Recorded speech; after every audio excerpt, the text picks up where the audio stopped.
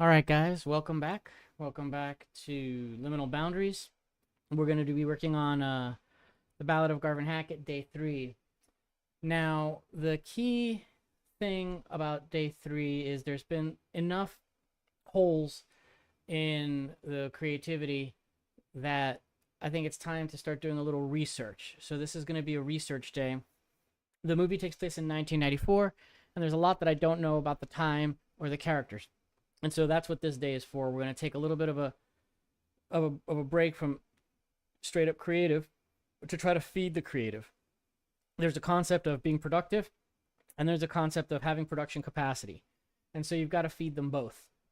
Productive is getting stuff done, and then productive capacity is having the resources to get stuff done. So I take the research part as productive capacity.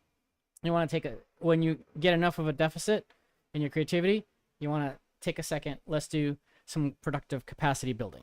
So let me remove these and let's get started. So we've been collecting here a lot of notes, and the first thing to do is just, when you look at research, let's see what is it that we don't know, or that what we want to know.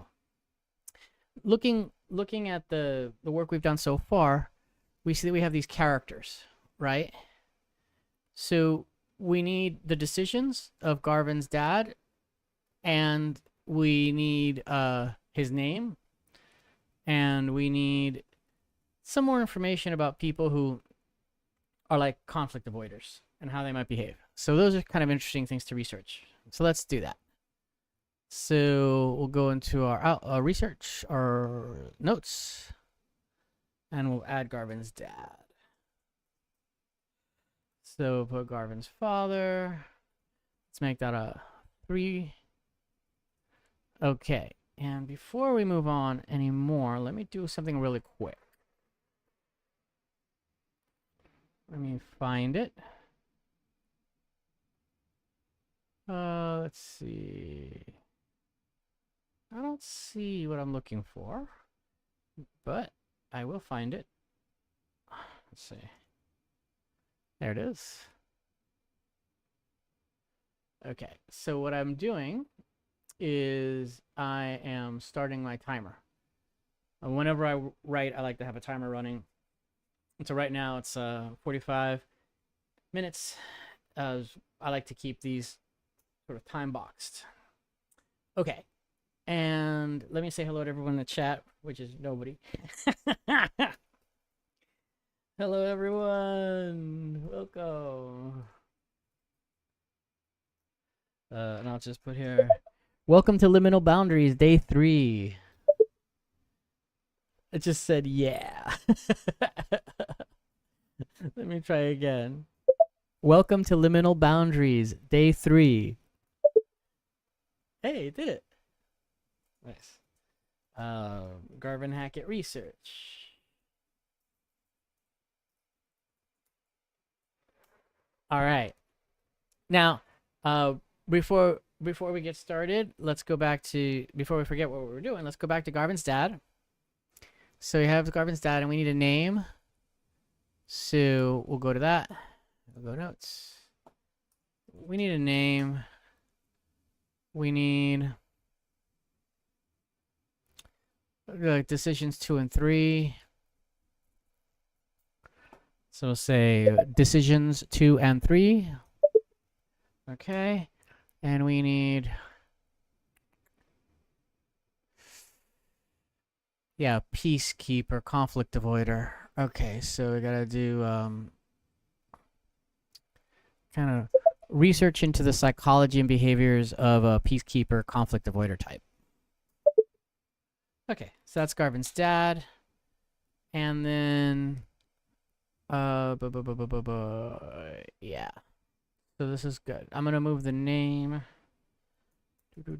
down here because there's another comment there. And actually, you know what I'm gonna do?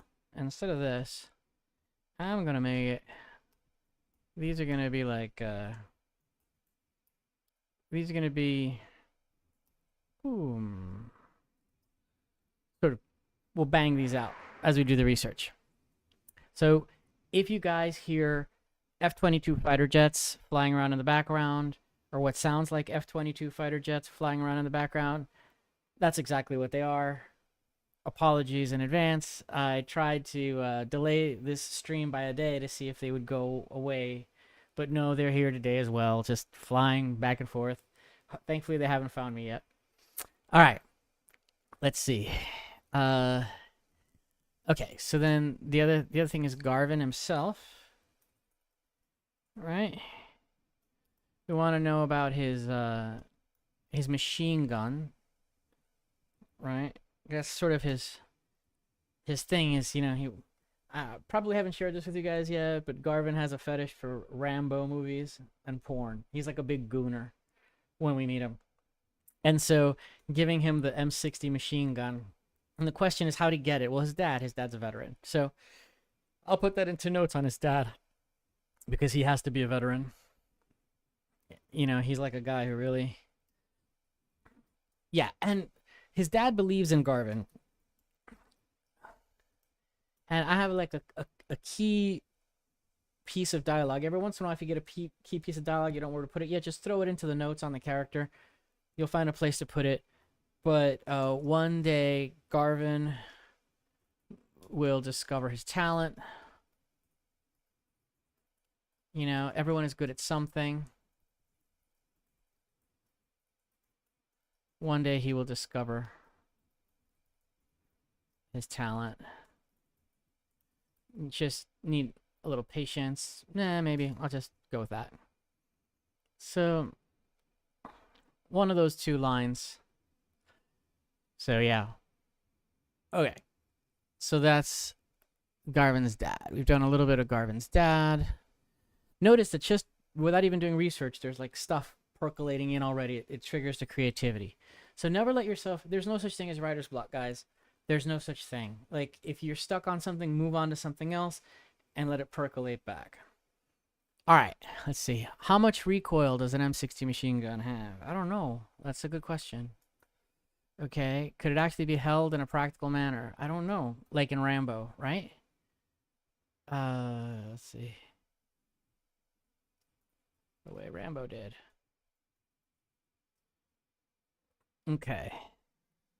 What's a good word for Roger Gust's strategy? Well, let's see. We're already moving into Roger, so let's see what's missing. So we got Garvin. Oh, so I did think of a moment for Joel, and this is kind of cool. So at the end of movies, you usually see like the dialogue between people. This is kind of a spoiler, like, but this is writing, so the spoiler's in there. Sorry, guys. So there's the moment when Garvin kills Joel, right? We've got that in his character arc. It's sort of like killing his dad, right? Because Joel becomes his like surrogate dad. And there's a moment where Joel sort of talks to him, kind of like at the end of the movie where the good guy and the bad guy meet, and the bad guy sort of tries to explain what he did. So Joel's gonna like do that, and he's gonna start talking, and almost immediately, as soon as he starts talking, Garvin's just gonna blow him away with the 60. He's just gonna blow up the smithereens. So that part I thought was quite funny when I had the idea of he gets interrupted by a hail of bullets. So that's what I'll put in the final confrontation with Garvin, when Joel does the quote-unquote bad guy speech that always happens before the final conflict. As he gets into like the second or third word, Garvin just blows him away and turns him into like paste. Okay. See, turns him into paste. Hopefully that's showing up here. It's not. Let's go. There we go. So there it is. So in the final confrontation with Garvin. Okay, cool. So that's a new bit of notes for when we start getting into the how of what happens in the story. A lot of what we've been doing right now has especially with the character work, is the what. What are the characters doing? All right, so that's Garvin. Let's see if we have anything else for the... Oh, yeah, so the girlfriend. We really don't know much about the girlfriend. I know that she's a white American. Oh, I got here Vietnam veteran and religious. That's probably the dad. Because I can't imagine her being a Vietnam veteran, right? So I'm gonna nix that, and I'm gonna put that on Garvin's dad. That might have been a yep. That might have been a typo. So okay, let's see what we got in the notes. Decisions 2 and 3. What are they? Okay, research and okay. So let's say Garvin's girlfriend. So let's see what we don't know about her.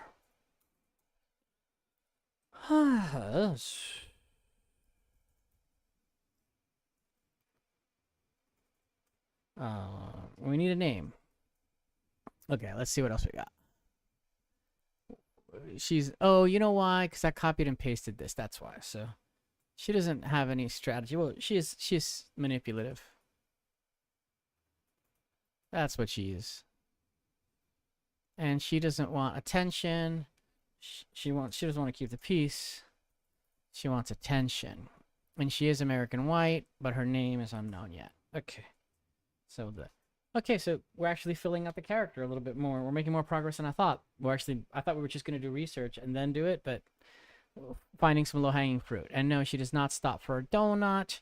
She actually does a tells the world Garvin's secrets. Which means we need a secret that she has for him. So we need a secret. So what secret does she have? And that's one is personal because she's obviously going to know a lot about his operations. So let's say like professional. And that's kind of funny. So I've got a scene in the interview where she's talking about everything, and everything she says like offends somebody or makes somebody angry, right? So that could be funny. And the thing that hurts Garvin is the personal thing. So she could give everything away, and then she says the personal thing. I'm not sure what it is yet, but that could be funny. So let me write that in. The moment that she's in the interview, she says several things that are horrifying because she's making them public. But the thing that upsets Garvin the most, probably the last one in the sequence, is something very personal about him that she gives away. Okay. I wonder if she says she's pregnant.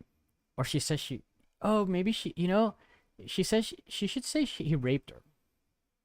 That'd be good. Yeah, he's a rapist. Maybe there's a rape accusation there.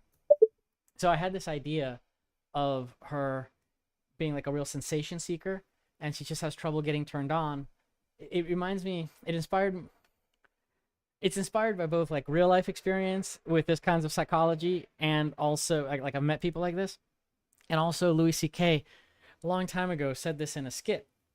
He was talking about a waitress, and they got together afterwards, and nothing really happened. And then the next day she sees him again, and she's like, yeah, what happened there? And Louis C.K. was like, what did you want me to do, rape her? Right? So it was like really funny because I guess what she liked, right, he wasn't willing to sort of do. And that's actually a lot, hopefully in the internet world with all the podcasts, it's becoming more known, right, that that for a lot of men, especially guys that I know and stuff, we've compared notes, actually the requests for more of the things that you would consider rough or strange, well, that we would consider strange, actually come from the women. So I thought that was kind of a fun, maybe we could portray that, and that's the kind of thing that you don't really see in movies all that much. So I think it would be kind of fun. I'll make the note there. So I'll say maybe she has a kink, like, she likes to feel dominated, and it makes Garvin uncomfortable. There you go. Yeah, dominated is doing a lot of work there. It's a little vague, right? So I'm just gonna put here in quotes rapey, so that we understand what's happening. That's not just that she likes to be told what to do and stuff like that. It's like she likes a little violent. Okay. So, and Garvin, who's been like, he's a gooner. I don't think I have that written down yet. Let me put that in there in his notes. This is what we're doing here is also right now it's called context work, where there's a lot of stuff that's not in the files that we've been creating together, but it's in my head. And so for me to just get the stuff out and liberate it, put it on to the page so I can either reference it later or give it up. I just want to put everything there because people who aren't in my head don't know all this stuff. But Garvin is a major gooner. That's like what he does. He does not like have any friends or anything like that. You know, no friends. Just sits in his room all day. You know, community college dropout. And watching porn and old Rambo movies. Okay, so he's just not that bright a guy, right? He's kind of very, very basic guy. Okay. Okay, so that's Garvin. So actually, we're filling stuff in. Actually, we're doing pretty good. Anytime that you just start filling in stuff, that's good. That's progress. Okay. Does she share it with Garvin? All right. And of course, she's got to portray herself as the victim because if she doesn't, then she's going to be prosecuted by the police. So I'll just put that in there.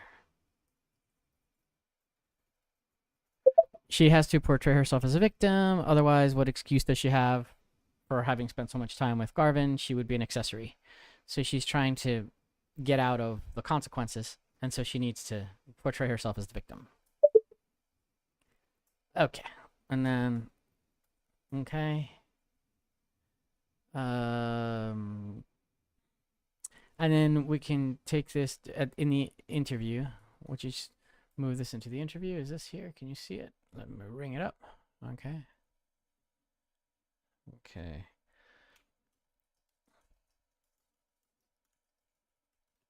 In the interview, the rape accusation is definitely important there.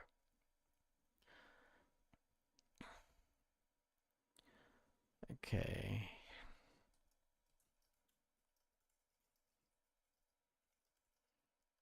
And then this is a setup for the interview. Okay, so she makes the accusations. Okay, so you get the accusations. And then... So... I think the second decision she's going to do is slap Garvin in the face.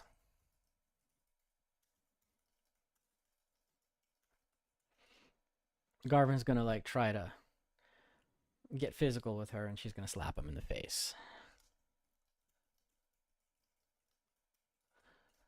And maybe should his mom slap him in the face? Or would that be too much? You know, in that first scene.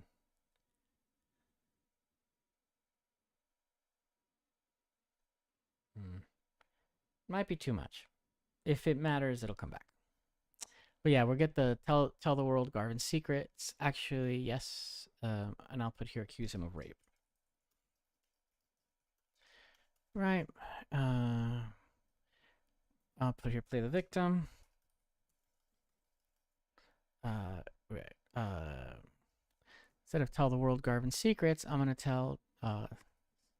Let's make this a little bit more concrete.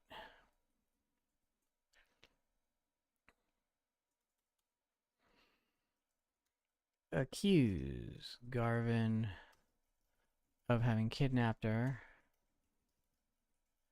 and raped her and actually held her hostage.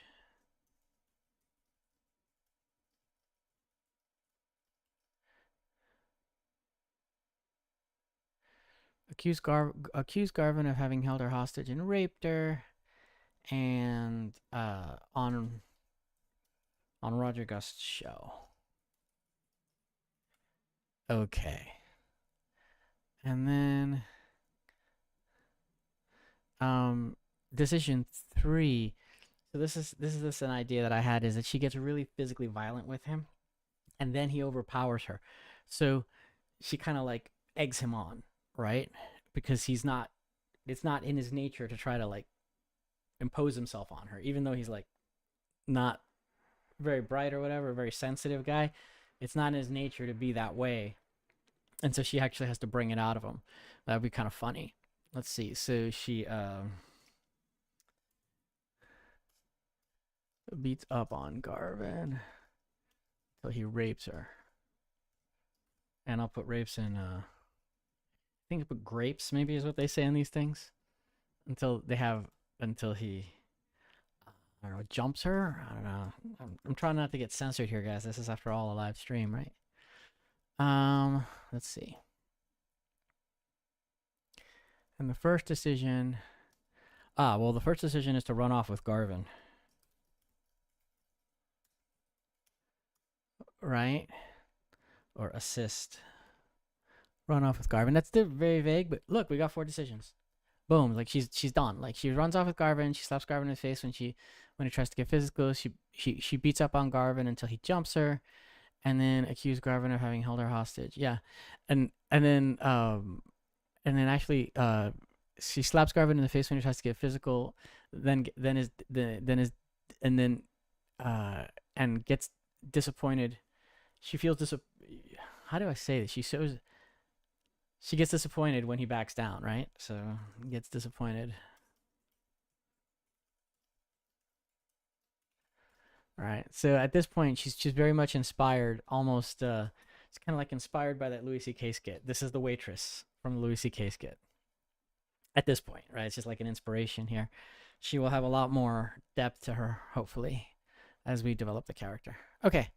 So, okay, let's see. So the father, we still have some decisions that he's got to make. Garvin, he's pretty well fleshed out. Let's see, the girlfriend, we still need a name for her. Jackson. I think Jackson needs a nickname. And I think the name I'm going to give him, or the name they gave him, is Whitey. Because that's super like, it's like if you're like, maybe, well, this happened a lot with Cubans, and I think it's kind of a working class thing where whatever the opposite of what you are is the nickname you get. So I think Whitey would be a really funny name for Jackson. And then they ask him, what's your real name? And then it's Jackson Jackson. So it's just like the guy can't win. All right. Let's see. And I just want to make him very dark. So, yeah. Let's see. So Jackson, but ruthless, so he'll make a mistake, and then just reviewing what I have here, because sometimes you read it and it makes no sense. So he'll make a mistake, and then just through sheer ruthlessness correct it. So Jackson is, I want to say careless. Okay.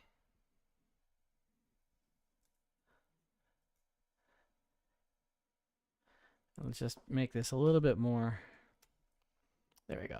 So Jackson is careless but ruthless. He'll make a mistake, then just through sheer ruthlessness correct it. Okay. Let me see.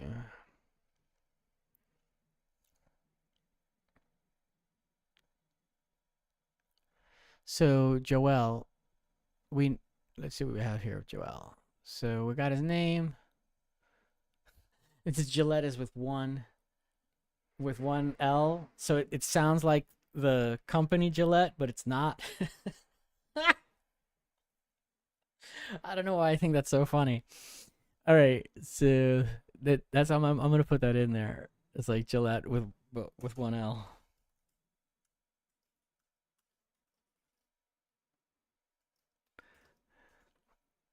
Okay. Okay, so he's the heir to the French industrialist fortune. So let's go to the notes there, because we need Joel. We need to know that about Joel.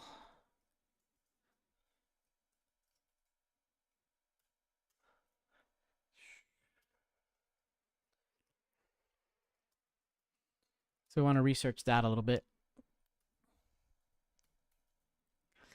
I need to know her name.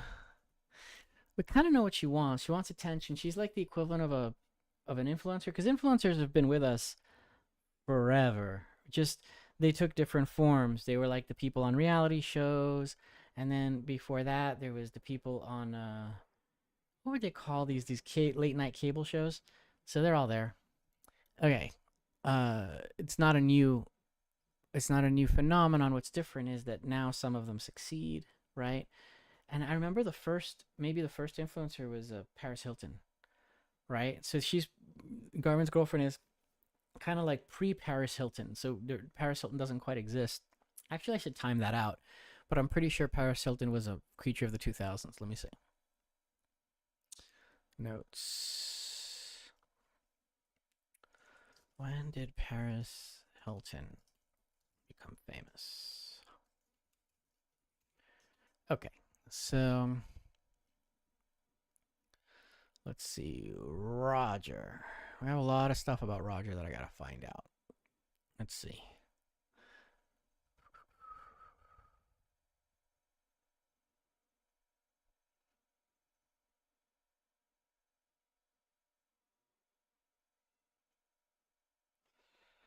Okay.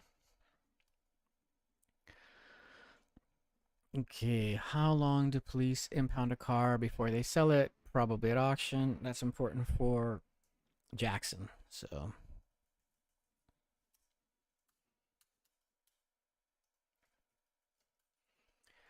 that's kind of important because that's the car situation.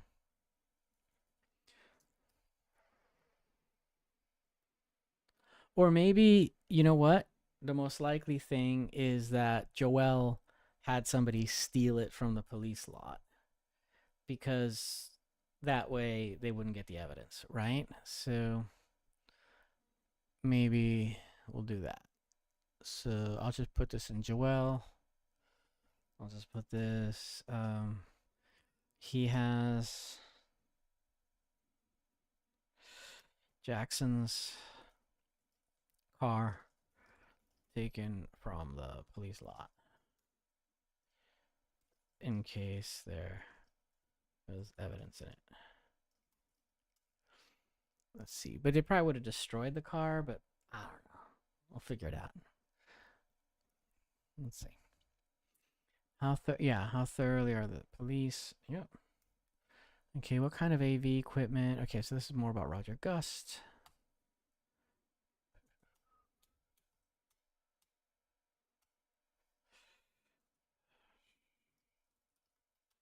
Roger Gust. What kind of AV equipment did they have? No. There we go. There's all this stuff here. Let's go back to the research. Okay. I have a lot of good questions. What would be the MO of a reporter reporting on crime at that time? Oh, I had a great name. For Roger's show. Flashpoint. But I'm also thinking now it could be called the panic button or the panic room. That's pretty funny too. So let me see. Let's see. What's wrong with my tooth? Okay. Oh, let's see.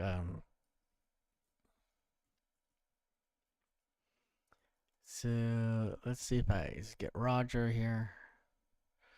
So we have notes on Roger. No, we do not. Show name. Flashpoint. Panic room. I'm gonna see if I could do something with panic because that's really funny. All right. That's how, like, this is a little personal, but I'm an immigrant. My parents are immigrants, so but my parents were an earlier generation, and so they actually believed everything they saw on TV. They thought it was real. And my generation was already more skeptical because we were more out on the street day to day, and so we saw that what was largely on TV was kind of hyperbolic. So let's see. Okay.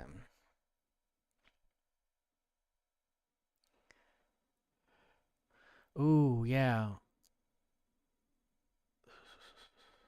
This is good. I'm trying to figure out. I was trying to figure out what could hurt Garvin. Let's see. All right. So I have here is potential searches. What are some of the most notorious stories of women using men for personal gain, fame, and also public embarrassing disclosures that hurt men but helped women in career-wise? See if there was something that the AIs could give me. So I'll put that in here as because we know how Whitey Jackson is using Garvin, and we know how Joel is using Garvin, and we know how Roger Gust is using Garvin, but we don't really know how his girlfriend is using him, right? So, well, we kind of do now. She wants attention, but I'm trying to sort of reify that, concretize it. Let's see. Okay, Garvin's mom. I need a name for her. Let's see. Okay.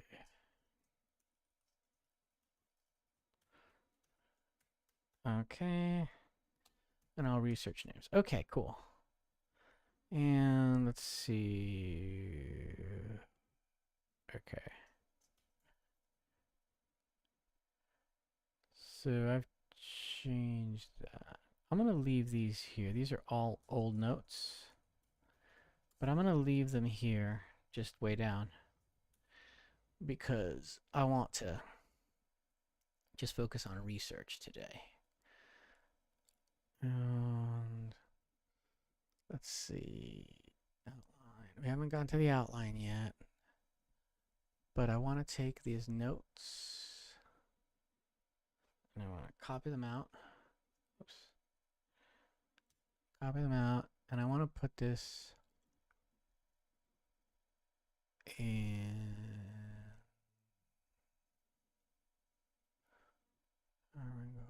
Oh, I have some more notes in here that I haven't seen. Let's see. Description. I'll just put it here. Story summary. I'll lay that in there. And okay, story summary. Okay, so borderline traits. Yeah, so something that she's performatively sexual but cold in private.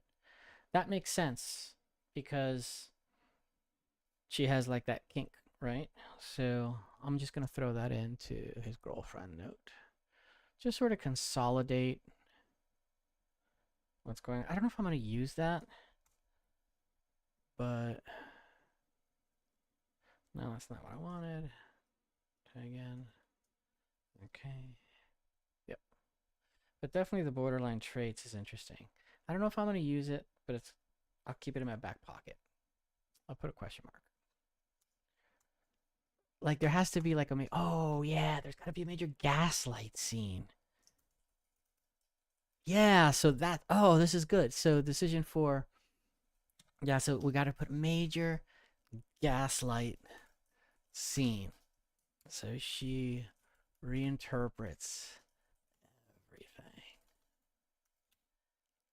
That's great. In the interview. So we just see her side of it, and it's just completely different from what we've seen. All right, that's good. So the borderline traits is in, right? The gaslighting. Perfect. We've got the gaslights. That note is gone, and it's actually put into the decision. Okay. And she's manipulative, but I'm gonna put borderline traits because that tells you a lot more. If you know. And if you don't, we're gonna do research on it. So that's why we're here. So we're gonna do our notes. And I'm going to put here borderline traits. Let's see. Borderline traits. There we go. Okay, so we got the girlfriend. Oh, Jackson. We don't know things about Jackson we don't know is like what was Overtown. He's from Overtown. So Overtown, I don't even know if it still exists because I think it's been absorbed by just generally downtown as its own sort of cultural place, but it used to be a very culturally distinct black neighborhood in Miami and downtown. There was Liberty City and there was Overtown. So let's see. Actually, I should probably do a little research into Liberty City and Overtown, see which one makes more sense. So let me see notes. So let's put Jackson in there. Okay. Research into Overtown and Liberty City. I might have to talk to Grok about that because I'm gonna put riots. There's a lot of riots in the 80s in Miami. I'm gonna see when the last one was.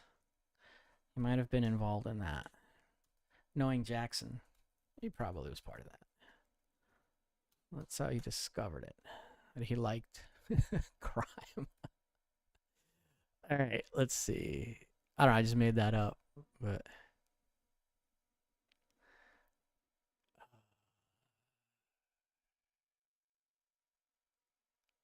so French industrialist. Let's see. Yep, I got that. That's funny. Gillette, but with one L. That's funny. It's like his pet peeve, you know. Let's see.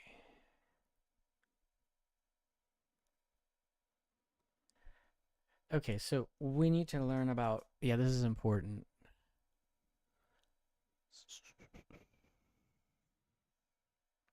So I need to know from Joelle what kind of. Uh, let's see. We need to know what kind of office supplies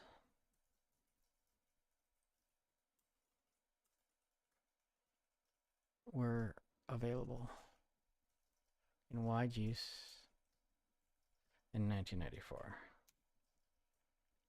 Right? Because we got to see how he would tape that all together. I'm thinking to use Scotch tape and stuff.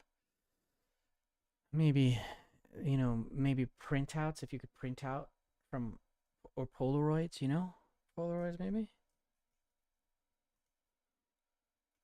of TV screens. How flat or flat screens.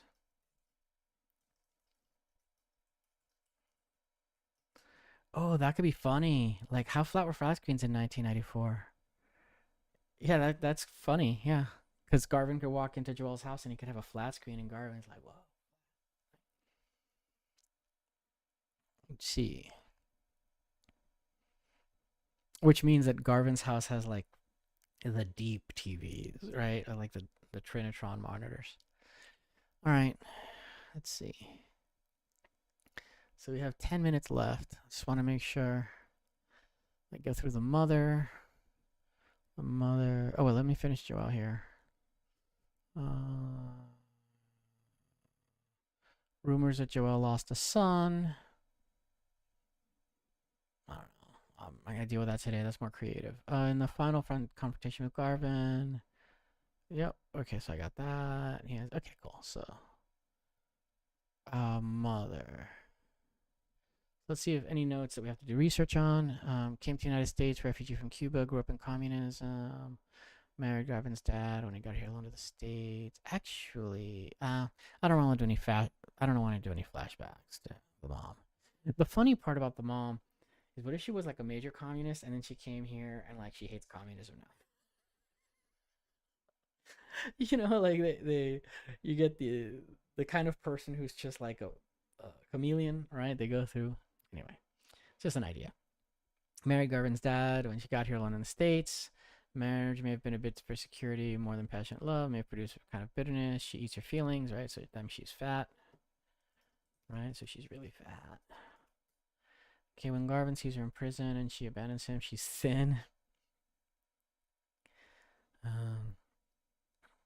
Okay.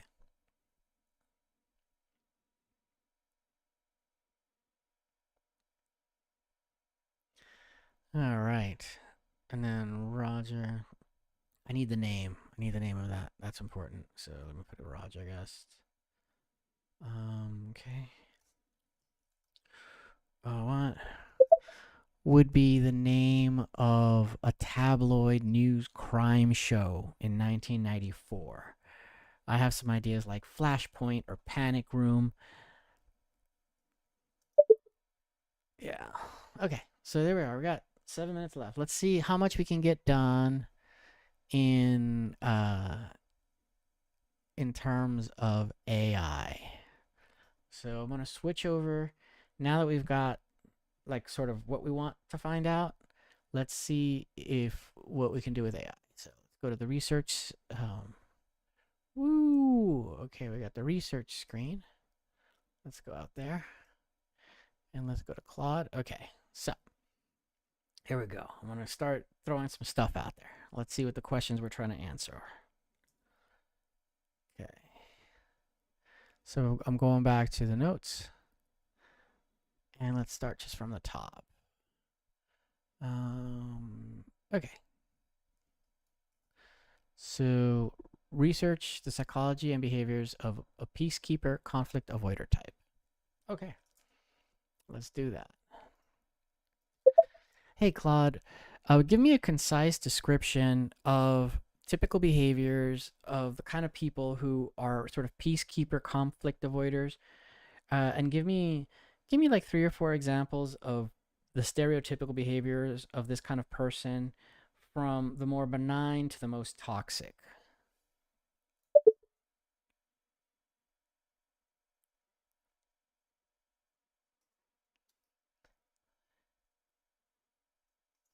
Let's see.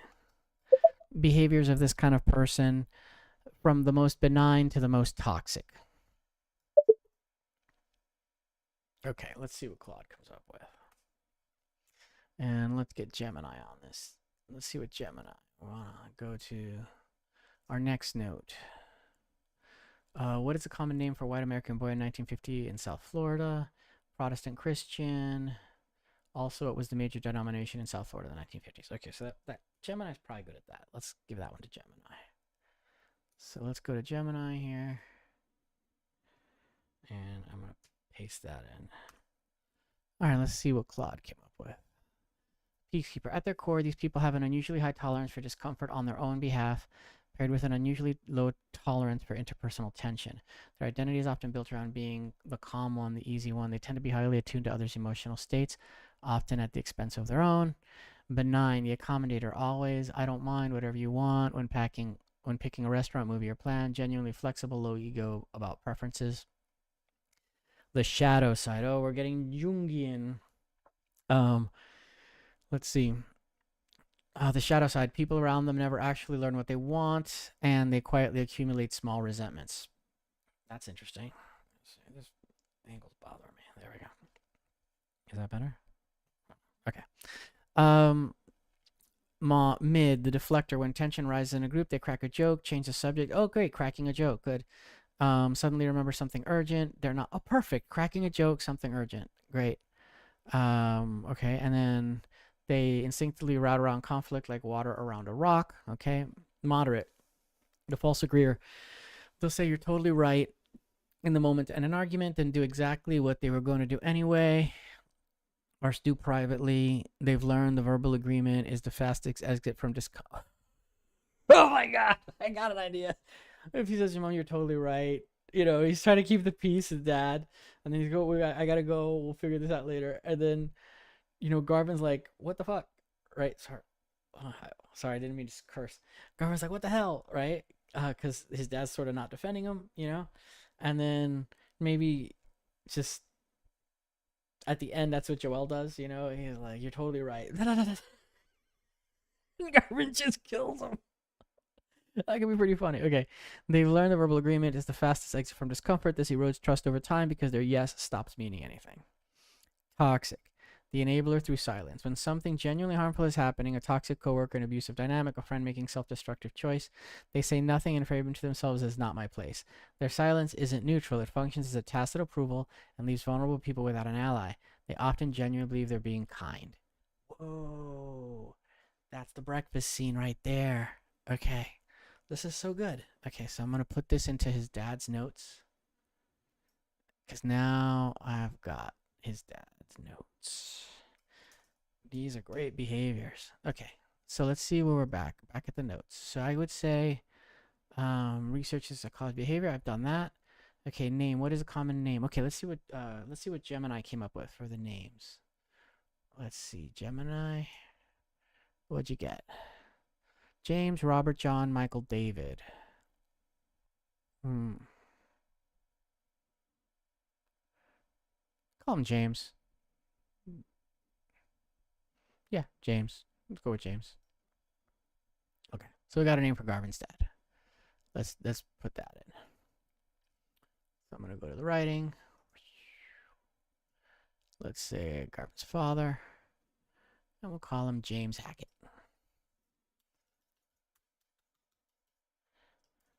James Hackett. Good. Done. That one's done. Take the note. Okay, and also let's see what the major domination in Florida Christians. Let's see what we got there. Okay, so back to research. Let's see what.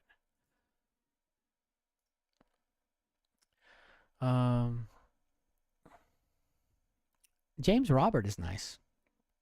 I like that. Yeah, I'm going to go with James Robert. That's even better. Good job, Gemini. These are good names. So let's go to Garvin's father, James Robert Hackett. Sounds nice, right? James Robert Hackett. All right, back to this. Let's see. A perfect South Florida selection, James Robert. Ate the exact sweet spot. Mid-century Protestant. Major Protestant denominations in 1950s South Florida.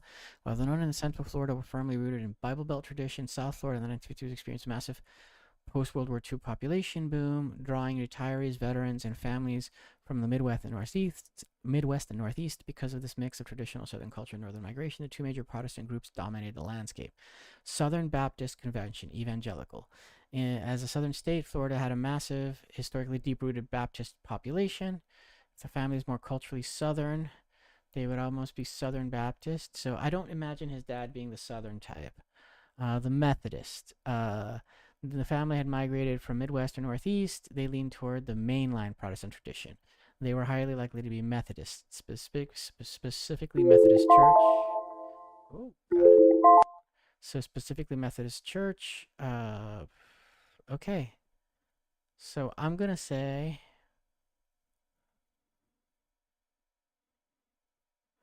Yeah. So I'm gonna ask it a question. What's the difference between the Methodist, Presbyterian, and Episcopal churches? Also, their demographics in South Florida.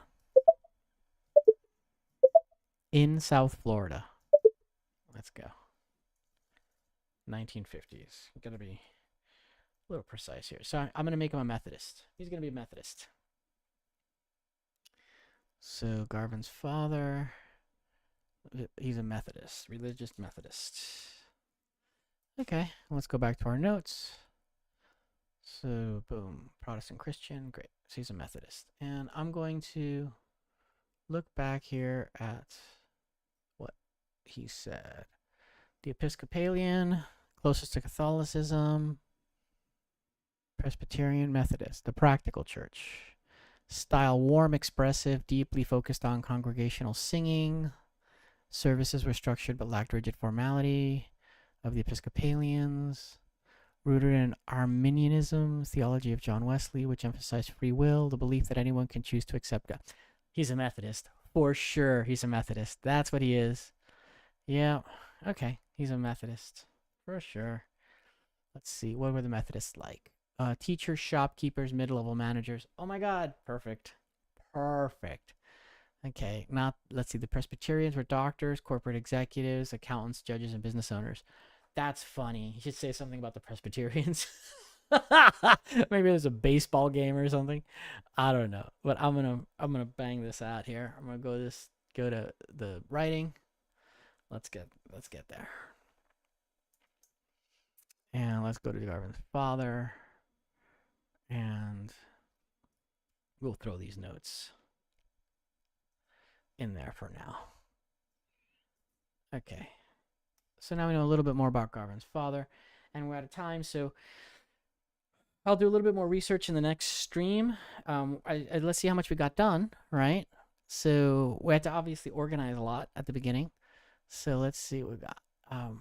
We got all of Garvin's dad's stuff. The decisions 2 and 3 is not really research. That's more writing. So I'm just gonna nix that. So we were able to do research on Garvin's dad that's relevant and actually enriched our understanding of the 1950s South Florida. So that's pretty cool. Next, probably we're gonna hit Garvin's girlfriend.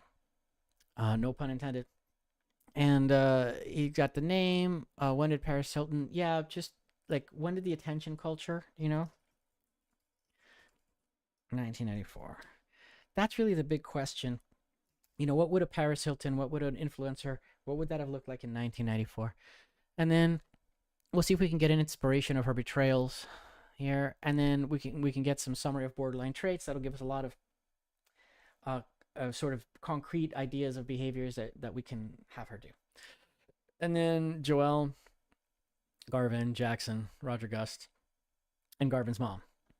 So it seems like we're gonna have like another research session. It's gonna be research. It's gonna be day 4. I hope you found this interesting. Right? This is, after all, part of the writing process. But we can use AI now, and we can get like very, very enriched.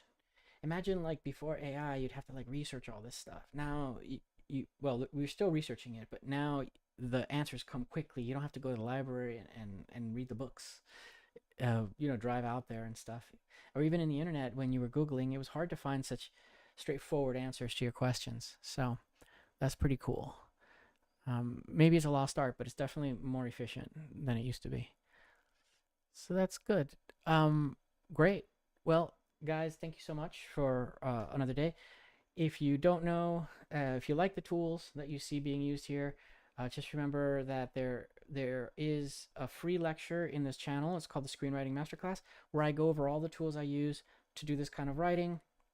And there's also a paid version. The link is in the description for this video, where I go into more detail with actual scenes from movies that I can't do on YouTube because of copyright issues. But in the paid version, I actually break down the scenes. So not only do you learn the tools in the free version, you learn what they are, but in the paid version, you actually get to see how they're used and how they exist in existing films and stories that you might be familiar with. So yeah, and if you should happen to buy one, just thank you very much if you do. And if you do, remember that a portion of it goes to support the Arts Accelerator. It's a nonprofit with a mission for developing artistic talent in South Florida. So we do Arts Accelerator does a lot of work down here. I'm affiliated with the Arts Accelerator nonprofit, and it just does amazing work. They do incredible programming to help emerging artists get discovered and build sustainable careers right here in South Florida, so they don't have to go out to LA or New York or whatever, the other sort of film hubs. Anyway, that's it. Thank you so much, and I will catch you on the next stream.